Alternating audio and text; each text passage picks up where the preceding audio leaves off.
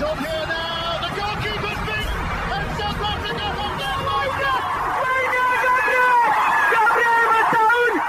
Shagger Sport 2010. ሰላም ጤና ይስጥልን እንደምናላችሁ የተከበራችሁና የተወደዳችሁ የሸገር ስፖርት ዊዝ አበበ ግደይ የዩቲዩብ ቻናል ቤተሰቦቻችን በያላችሁበት እጅግ አስደሳች ጊዜን እያሳለፋችሁ እንደሆነ ተስፋ እናደርጋለን። መልካሙን ሁሉም ለናንተ እንመኛለን። ታዲያ ይህንን ሸገር ስፖርት ዊዝ አበበ ግደይ የሚለውን የዩቲዩብ ቻናላችንን ሰብስክራይብ አድርጉት፣ የደውል ምልክቱን ተጫኑትና አዳዲስ ፕሮግራሞችን ስንለቅ መልእክት ይድረሳችሁ። ላይክ በማድረግ እንዲሁም ደግሞ ሊንኩን ለሌሎች በማጋራት በተከታዮች ቁጥር እንድንበዛ የምንሰራቸው ፕሮግራሞችም ብዙ ሰዎች ጋር እንዲደርስ የምታደርጉትን ጥረት አጠናክራችሁ ቀጥሉ እንላለን። እስካሁን ላደረጋችሁልን ድጋፍ፣ እገዛ እና እኛን ለማንቃት ለሄዳችሁት ርቀት በሙሉ ምስጋናችን ትልቅ ነው። በጣም እጅግ በጣም አድርገን እናመሰግናለን። ወደ ትላንትናው የኤምሬትስ ስቴዲየም በጉጉት የጠበቅነውን ግን እንደ ጓጓ ነው ደግሞ ያልተዝናናንበትን ጨዋታ በተመለከተ መነጋገር እንጀምር። አርሰናል እና ሊቨርፑል ትላንት ጨዋታቸውን 0-0 በሆናቸው ውጤት አጠናቀዋል። እንዲህ ብለን እናንሳ። የትላንትናው ጨዋታ 0-0 መጠናቀቅ ሜዳ ላይ ካየነው ነገር እንደዚሁም ደግሞ ከጨዋታው በፊት ከነበረን ኤክስፔክቴሽን ይሆናል ብለን ካሰብነው በሙሉ ከብዙ ነገሮች አንጻር ስናየው በትላንትናው የሜዳ ላይ ቆይታ እናም በኋላ ላይ በተመዘገበው ውጤት ማን ነው ደስተኛ ሊሆን የምትጠብቂው? ደስተኛ መሆን ያለበት ሊቨርፑል ነው ብዬ ነው ማስበው። ለምን? ምክንያቱም አርሰናል ይህንን ውጤት ይህንን 3 ነጥብ ቢያገኝ ኖሮ ምን ያክል በተመቻቸ ሁኔታ ውስጥ ሊቀመጥ እንደሚችል ትላንት በፕሮግራማችን ላይ ስናስረዳ ነበር። የ8 ነጥብ ልዩነት ይሆናል ከማንቸስተር ሲቲ ጋር። ስለዚህ በሚመጡት ቀጣይ ጨዋታዎች ላይ በበለጠ ራስ መተማመንና በነጻነት ጨዋታዎቹን የሚያደርግበት እድል በጣም ሰፊ ይሆናል ከነጥቡ አንጻር ስንመለከተው። እንደገና ደግሞ ለሻምፒዮናነት እየተወዳደረ የሚገኝም ክለብም ስለሆነ የአምናውን ሻምፒዮንም ስለሆነ ያስተናገደው ብልጫ መውሰድ፣ ሊቨርፑልን ማሸነፍ መቼም ቢሆን የሚፈጥረው ጥሩ የሚባል ስሜት አለ፣ ምንም ጥርጥር የለውም። ስለዚህ ያም አንድ በአርሰናል በኩል የሚታይ ነው። በእርግጥ ይሄ ሊቨርፑልንም ይመለከታል። አርሰናልን ማሸነፍ በዚህኛው የውድድር ዓመት ላይ ምን ያክል ጥሩ ስሜት ሊፈጥር እንደሚችል ስለሚያውቁት ማለት ነው፣ ስላደረጉትም ከዚህ በፊት ግን አሁን በቀጥታ ለተነሳው ጥያቄ የሊቨርፑልን ሁኔታ ስትመለከተው ተጫዋቾች አንደኛ ተጎድተውበታል፣ ሁለተኛ ደግሞ ጥሩ የሚባል የውድድር ዓመት እያሳለፈ አይደለም። ጥሩ ጅማሬ ነበረው እንጂ ከዛ በኋላ መሀል ላይ ነገሮች በጣም ተበላሽተውበታል። አርነ ስሎትም ያንን ነገር ለማስተካከል ጥረት እያደረጉ ነው የሚገኘው። ስለዚህ ከአርሰናል ጋራ ሻምፒዮን ለመሆን ከሚታገለው ጋራ ነጥብ ተጋርቶ መውጣት በጣም በጣም የተሻለ ውጤት የሚሆነው ለሊቨርፑል ነው ብዬ ነው እኔ የማስበው።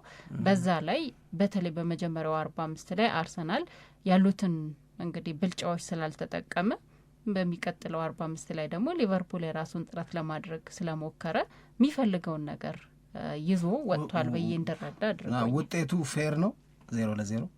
አሁን አንቺ ያነሳሽው ከጨዋታው በፊት ከነበሩ እሳቤዎች ውጤቱ ለአርሰናል ይኖረው ከነበረው ፋይዳ ምናምን አንጻር ነው። ሜዳ ላይ ካየነው እንቅስቃሴ አንጻር የሁለቱ ቡድኖች ስለ 0-0 ጨዋታቸውን ማጠናቀቅ ፌር ነው ከነበራቸው ደካማ። ምክንያቱም አይተሹ ከሆነ ለምሳሌ በኤክስጂ እንለካው ብቲ ከሁለቱም አንዳቸውም እንኳን አንድ አልሞሉ።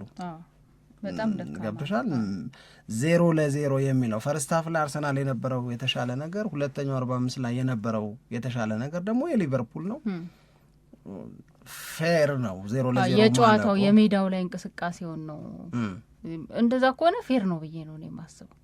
ለምን ምንም የአንድ ቡድን በጣም የተለየ ብልጫ የታየበት ጨዋታ አይደለም ወይ? አርሰናል ላይክ ለምሳሌ ምንድነው መሰለሽ ማንቸስተር ሲቲ ብራይተን ኤንድ ሆቭ አልቢየንን በሜዳው አስተናግዶ 1-1 የተለያየበት ጨዋታ አለ።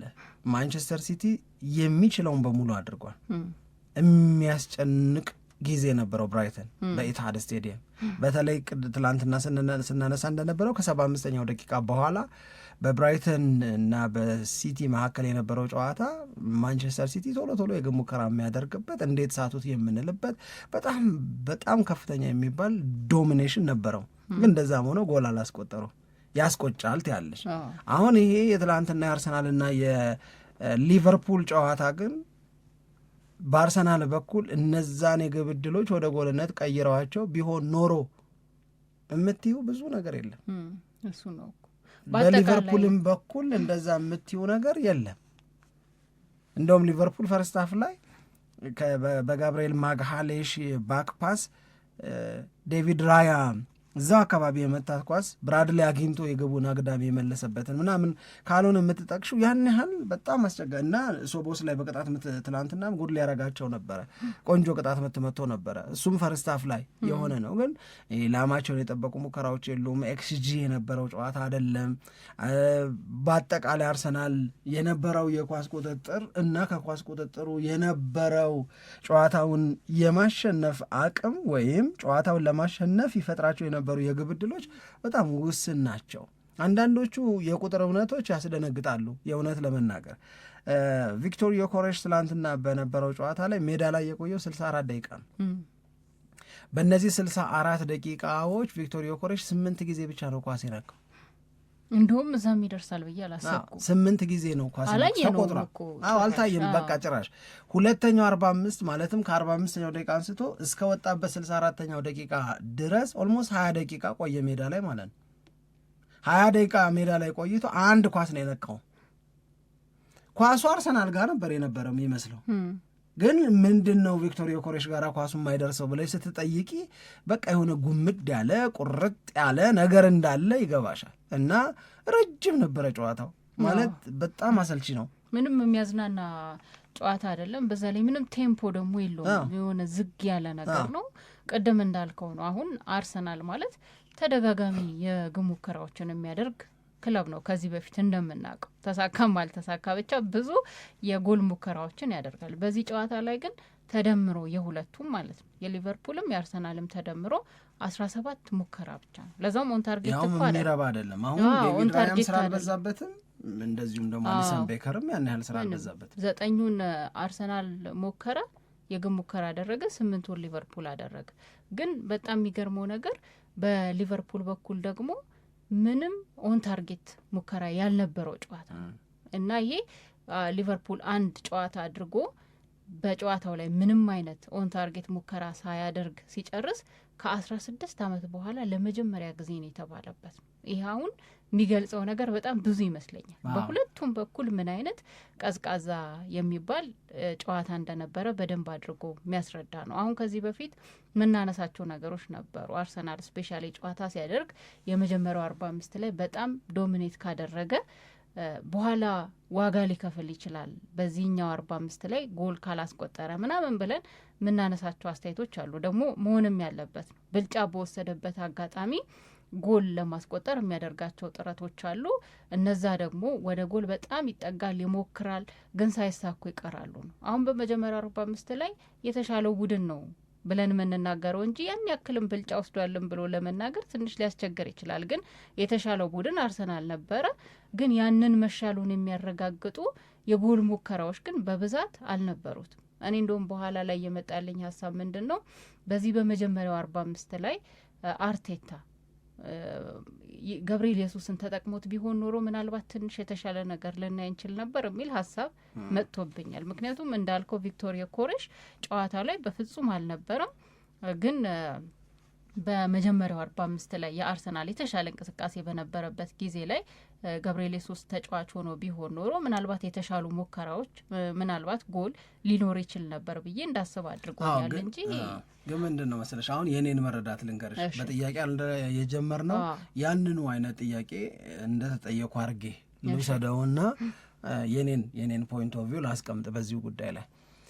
የዚህ ጨዋታ ውጤት 0-0 በሆነ ውጤት ሲጠናቀቅ ጨዋታው የአርሰናል ደጋፊዎች ደስታ ማጣት ውስጥ ነበሩ፣ ደስተኛ አልነበሩም።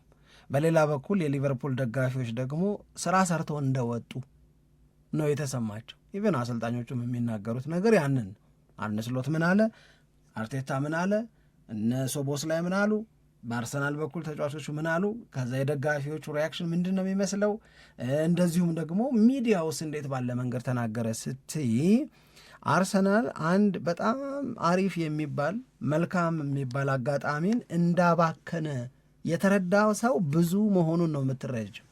ለምን ወደዚህ አይነት መረዳት መጣ የሚለውን ነው የኔን አመለካከት ለመናገር የምፈልግ። አሁን አርሰናል በጨዋታው ላይ ያሳየውን ነገር አይደለም እነዚህ ሰዎች መነሻ ያደረጉት እንጂ በጨዋታው ላይ ያሳየውን ነገር መነሻ ካደረግሽ ማሸነፍ አይገባንም ነበረ ወደሚል መደምደሚያ ለመሄድ አይከብድም። we don't deserve to win ምትዩ አይነት ጌም ነው። they were so poor እድል የሚፈጠርበት አልነበረ ምናምን ሜዳ ላይ ያለውን ነገር ብቻ መነሻ አድርገን የምናወራ ከሆነ ነገር ግን የብስጭት ስሜቱ፣ የማዘን ስሜቱ፣ የአባከንን የሚለው ስሜት የሚመጣው ከጨዋታው መጀመር በፊት በነበረ ኤክስፔክቴሽን ምክንያት ነው። ከጨዋታው መጀመር በፊት ምንድን ነበር የነበረው ኤክስፔክቴሽን ስንል፣ አንድ አርሰናል ጌሞችን እያሸነፈ ነው። በርንመዝን ያሸነፈበትን፣ ቪላን ያሸነፈበትን፣ እንደዚሁም ደግሞ አንዳንድ በተሸገረባቸው በምንላቸው ጨዋታዎችም ውጤት ይዞ እየወጣ ነው።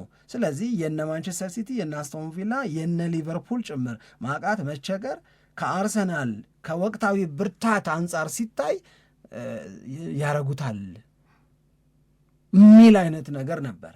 ከምን ተነስቶ? ከወቅታዊ ብቃት አንጻር። ሁለተኛው አርሰናል አንድ መረጃ አውቆ ነው ወደ ሜዳ የገባው። አስቶን ቪላም ማንቸስተር ሲቲም ከሱ ቀድሞ ተጫውተው ነጥብ እንደጣሉ አውቋል። ስለዚህ በጣም ጎልደን የሆነ ኦፖርቹኒቲ አሄድ ኦፍ ሚ አለ ብሎ ነው የሚያስበው አርሰናል። አሄድ ኦፍ አስ አለ ብለው ካሰቡ ፊት ለፊታችን ያለው መልካም አጋጣሚ መባከን የለበትም በሚል ሰልፍ ሞቲቬሽን ውስጥ ይገባሉ።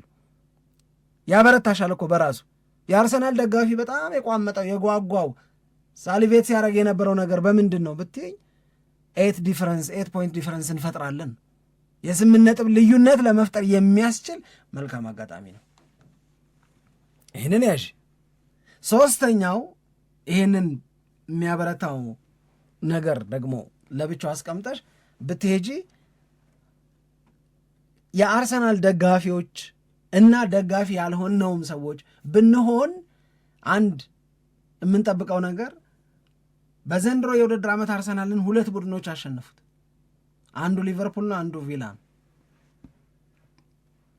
በቪላ የደረሰውን ሽንፈት በሁለተኛው 45 አርሰናል እንዴት አድርጎ እንደተበቀለ አይተናል።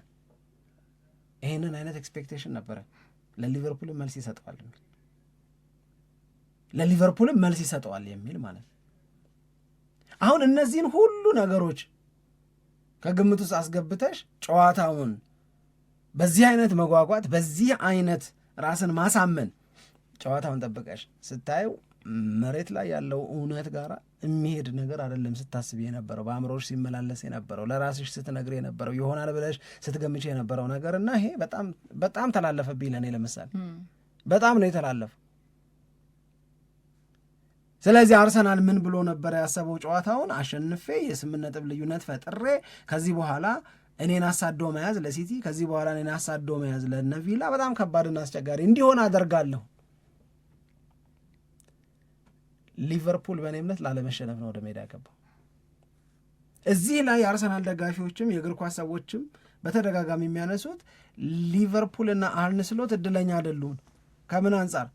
አሌክሳንድር አይዛክ የለም፣ መሐመድ ሳላ የለም፣ ሁጎ ኢኪቴኬ የለም። ሶ ሁ ኢዝ ጎይንግ ቱ ስኮር ፎር ሊቨርፑል የሚል ነገር ነበር። ከዛ ጨዋታው ተጀመረ ማለት ነው። ጨዋታው ሲጀመር የመጀመሪያው 45 ላይ ቅድም አንቺ ያስቀመጥሽውን ሀሳብ 100% ምጋራው የምስማማበት ነው። አርሰናል የተሻለ ነው በመጀመሪያው 45። ነገር ግን እንደው በቃ የሚገርም አርሰናልን አየን የሚያስብል ግን አይደል። ምርጥ ነበረ እኮ ማለት አይደል። ከሱ ይልቅ ሊቨርፑል ደከመ። ከሊቨርፑል ድክመት አንጻር ሲታይ የአርሰናል ድክመት ይሻላል። አነስ ያለ ነው የእሱ ድካም ነው እንጂ ይሄ አሪፍ ምትዩ ምናምን ነገር አልነበረም። ዶሚኔት አደረገ ምትዩ ነገር አለ። ሁለተኛው 45 ሲመጣ ግን ምን ተስፋ አደረግን? እኔ ትዝ ያለኝ የነበረው የቪላው ጨዋታ ነው። ቪላና አርሰናልም ኤሚሬትስ ላይ ሲጫወቱ እኮ የመጀመሪያው 45 እኮ ደስ አይልም። ያን ያህል አርሰናል የሚጠበቅበትን ነገር አደረገ እምትይው እኮ አይደለም። ወይም እኔ ተቆጭተው አግሬሲቭ ሆነው ኢነርጄቲክ ሆነው ሪቬንጅ ለማድረግ የሚችሉትን በሙሉ ያደርጋሉ ስል እንደዚህ ሆኖ ይመጣሉ እንዴ አይነት ስሜት ነው የተፈጥሮብኝ የነበረው ከቪላ ጋር በተደረገው ጨዋታ። ከዛ በኋላ ሪስፖንድ አደረጉ ሰከንድ ሃፍ ላይ ምንድን ነው እባክህ ያልካቸው እስኪባል ድረስ አርቴታ 48ኛው ደቂቃ ላይ ማጋሌሽ አገባ፣ ወዲያው ዙቢሜንዲ አገባ፣ ወዲያው ሊያንድሮ ትሮሳርድ አገባ። ከዛ አራተኛውን ጎል ደግሞ እንደዚሁ አገቡ ጋብርኤል ሱስ በቃ this is a gunners መድፈኛው ምናምን አይነት ነገር ተባለ። የኔ ትላንትና ኤክስፔክቴሽን የነበረው ፈርስት ሃፍ ላይ አርሰናል የራሱን የሆነ ጥንቃቄ ያደርጋል፣ ነገሮችን አናላይዝ ያደርጋል። ሰከንድ ሃፍ ላይ ሰዓት ለብሶ ሰዓት ጎርሶ ልክ እንደ ቪላው ጨዋታ ወደ ሜዳ ይገባል እንጂ ይህንን የ8 ነጥብ ልዩነት የመፍጠር አጋጣሚውን ያባክናል ብዬ አልጠራጠርኩም። ከኔ ኤክስፔክቴሽን አንጻር ምናልባትም ብዙ ሰው ጠብቆት ከነበረው ነገር አንጻር በጣም የተዘባረቀ ነገር ሆነ። ሊቨርፑል ጨዋታውን ተቆጣጠረው፣ አርሰናል ምንም ማድረግ አልቻለም። ምንም ማድረግ እንዳይችል አደረጉት። ሊቨርፑል ዘና ብሎ ኳሱን ይቆጣጠራል፣ ነርቨስነስ የለም። ይሄ ጌም ኮንትሮል ማድረግ ማለት ምን ማለት ነው ብሎ ለሚጠይቅ ሰው እንደ ትናንቱ ሊቨርፑል 245 ያደረገውን አይነት ነገር ማድረግ ማለት ነው። የማግባት ውስንነት ቢኖርብሽ እነሱ እንዳያገቡ ማድረግን ሊያቅተሽ አይገባም። አንዱ ይሄ ነው። ሁለተኛው እኔ ሊቨርፑል ከአርሰናል ጋር ሲጫወት የሚያመጣው ድንገቴ ጀግንነት ግራ ነው የሚገባኝ እውነት ለመናገር። አሁን ትላንትና አይተሽ ከሆነ ኪርኪዝ እኮ ትላንት አሪፍ ነው ትላንት አንድ ጊዜ ብቻ አንድ የፈለግሽውን ያህል አውጥተን እንየው፣ አንድ ጊዜ ብቻ ሳካ ኪርኪዝ ላይ ብልጫ ወሰደበት። ሌላ ሳካ ምን አረገው ኪርኪዝን? ሳካ እኮ በመጀመሪያው 45 ላይ እኮ እንደፈለገ ነበር ሲሆን የነበረው እኮ እንደፈለገ መሆን ማለት ነው ማለት እንደፈለገ ኪርኪዝን ያልፈው ነበር፣ እንደፈለገ ኳስ ይዞ በመሃል ያልፍ ነበር። በእውነት ሳካ ኪርኪዝን ኪርኪዝን አላለ ቁጥሮቹን አውጥተን ብናያቸው ሳካ ዱዌሎችን ያሸነፈው ኪርኪዝን አንድ ጊዜ ነው። አንድ ጊዜ በልጧል። ሌሎቹ ላይ ግን ኪርኪዝ የሳካን እንቅስቃሴ ለመቆጣጠር አልተቸገረም። ሌሎች የሊቨርፑል ተጫዋቾችን አልፎ ሄዶ አንድ ሳካ በጣም አሪፍ ያረገው ነገር ማይነስ ያረገው ነገር በዛው በቀይ መስመር በኩል ፔናልቲ ኤሪያ ድረስ የግቡን መስመር አልፎ የሚወጣ መስሎ በጎሉ አጠገብ ድረስ ሄዶ ከዛ ማይነስ ያደረገው ግን የሊቨርፑል ተጫዋቾች የተከላከሉት ነገር ላይ የሳካን ብሪሊያንስ ያለሽ። አንድ ጊዜ ቲምበር እንደዛው አይነት ነገር ለማድረግ ሞክሯል። ከዛ ውጭ ግን የከሸፈ ዝውውር ሲባል ነበር እኮ በሰሞኑ እንቅስቃሴ እና ለእኔ እንደውም የመጣልኝ ኪርኪዝ በአርሰናል ጨዋታ ባለፈውም 1-0 በሆነ ውጤት ሊቨርፑል ሲያሸንፍ ሂወዝ በጣም አሪፍ። ትናንትናም ከነዚህ የሞቱ ከምንላቸው ወይም የማይረቡ ከምንላቸው እንቅስቃሴዎች ይልቅ የተሻለ ነበረ የነበረው እና ሊቨርፑል ጌሙን በደንብ አድርጎ ተቆጣጠረው። ሁለተኛው 45 ላይ ምናልባት ዝም ብሎ ቶሎ ወደ አእምሮ የሚመላለሰው ነገር ታስተውሱ ከሆነ የመጨረሻው የጨዋታው ኢንሲደንት የነበረው የማዕዘን ምት ዝም ብሎ በቃ ጋብርኤል ማካሌሽ ስሙን የሚተክል አልመሰለኝም። ምንም በሌለበት ጨዋታም ላይ ቢሆን ማጋሌሽ ያንን ታሪክ ሰርቶ ሊወጣ መስሎ ነበር። ደግሞ ኳሷ እሱ ጋር ይሄዳል። ለትንሽ ነው ኳሷን በደንብ ሳይነካት የቀረው እንጂ በጭንቅላቱ የነካት ማለት መሰለኝ እንጂ በደንብ ተገናኝቶ ቢሆን ኖሮ ከኳሱ ጋራ ጎል መሆን የሚችል አጋጣሚ ነበር። ለዛ ነው እሱ በጣም የተቆጨው። እዛው ነው ሜዳው ላይ ዘረር ያለው። ግን ያው በቃ እንደዚህ ልትጠቅሳቸው የምትችላቸው ብዙ ቶኪንግ ፖይንት ያለውም ነገር አይደለም። ጨዋታው ላይ እንደዚህ ምናምን የምትለው አይደለም። በጣም ቀዝቀዝ ያለ ስለነበረ እሺ፣ ጨዋታው 0-0 ማለቁ ፋይዳው በፕሪሚየር ሊግ ዋንጫ ፉክክር ላይ የሚታይሽ ነገር አለ? ምንም ተጽዕኖ አይኖረው? አይ ተጽዕኖም አለው፣ ተጽዕኖ አለው። ቅድም ያልኩት ነገር ነው። አርሰናል አሸንፎ ቢሆን ኖሮ ያው የነጥብ ልዩነቱ 8 ይሆናል።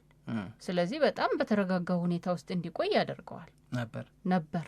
አዎ ስለዚህ 0-0 በማለቁ ምክንያት 1 ነጥብ ብቻ ይዞ በማጠናቀቁ ምክንያት ይህንን እድል መፍጠር አልቻለም። ስለዚህ ይሄ ለአርሰናል የሚያስቆጭ አጋጣሚ ነው ወይም ያልተጠቀመበት አጋጣሚ ነው ብሎ ማንሳት ይቻላል። ለሊቨርፑል ግን አሪፍ ነው። አዎ አይ ሊቨርፑል ዋንጫ ፉክክር ውስጥ የለበትም። እኔ ያልኩት ከዋንጫ ፉክክሩ አንጻር ነው። በዋንጫ ፉክክሩ ላይ ይሄ ጨዋታ ለአርሰናል ደጋፊዎች እና ለአርሰናል ተጫዋቾች ለአሰልጣኞቹም ጭምር በጣም ትልቅ የልብ ልብ የሚሰጥ ውጤት የሚመዘገብበት ይሆናል ተብሎ ነበር የሚጠበቀው። ያ ማለት ከነ ማንቸስተር ሲቲ ጋር የ8 ነጥብ ልዩነት መፍጠር የሚቻልበት አጋጣሚ ነው። 8 ነጥብ ልዩነት ደግሞ በ3 ጨዋታ ስህተት ነው ሊበላሽብሽ የሚችለው። እንዲ ጊቭስ ዩ አን አድቫንቴጅ ሂውጅ አድቫንቴጅ ነው የሚሆነው።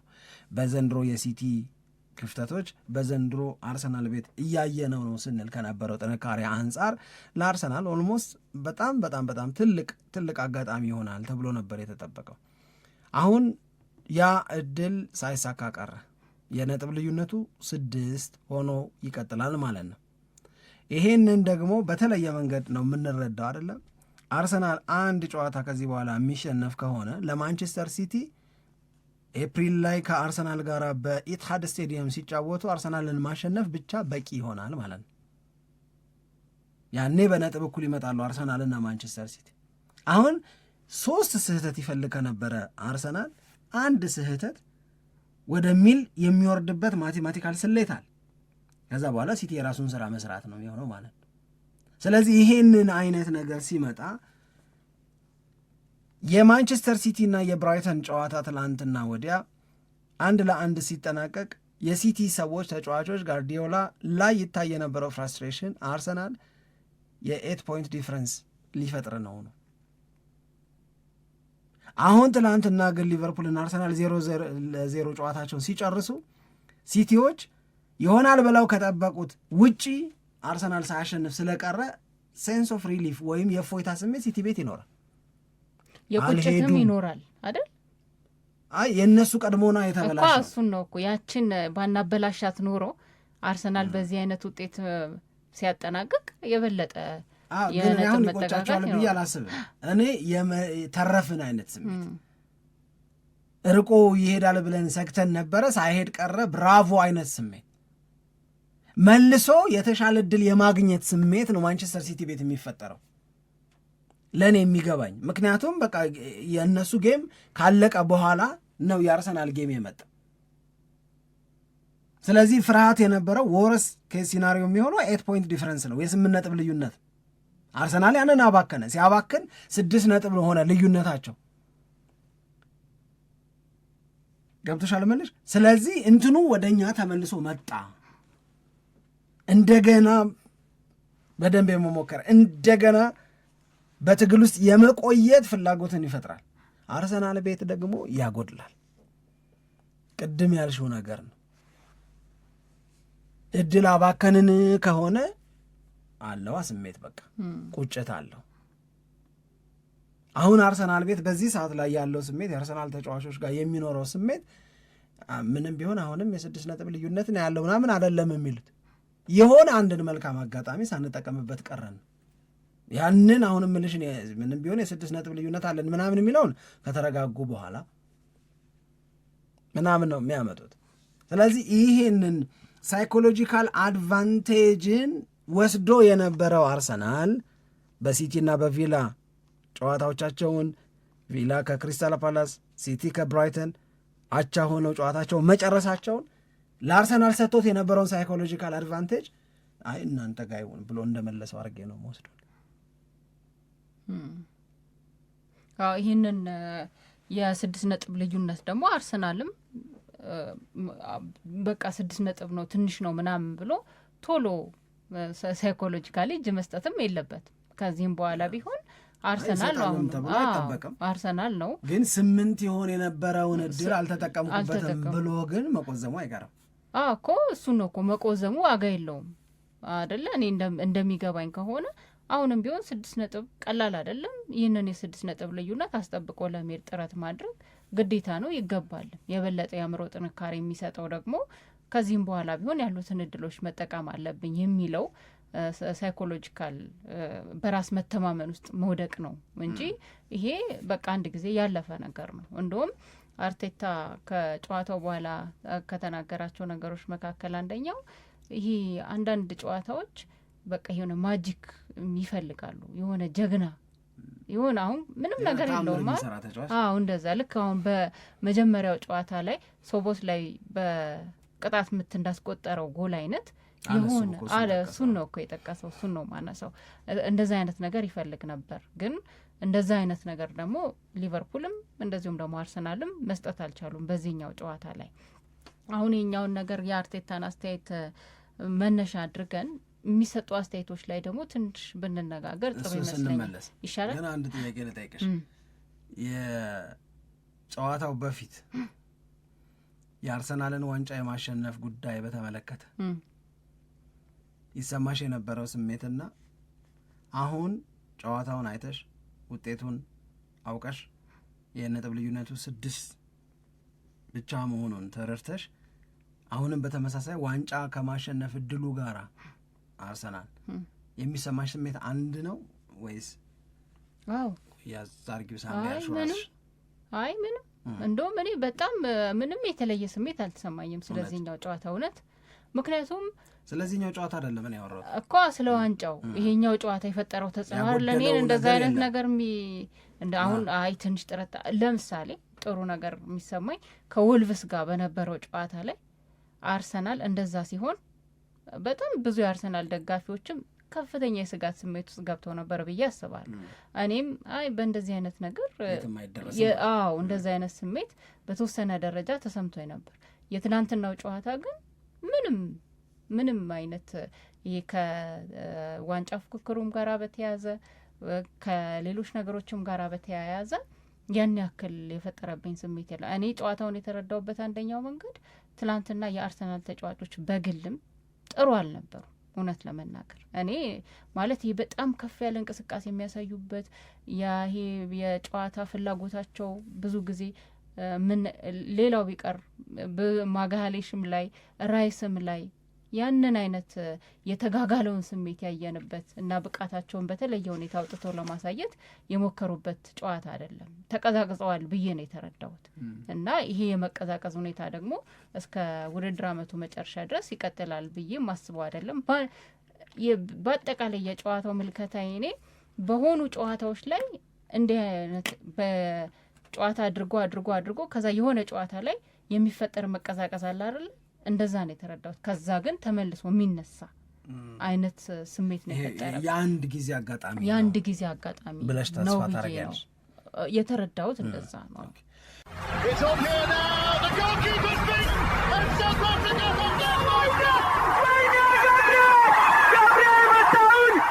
ሸገር ስፖርት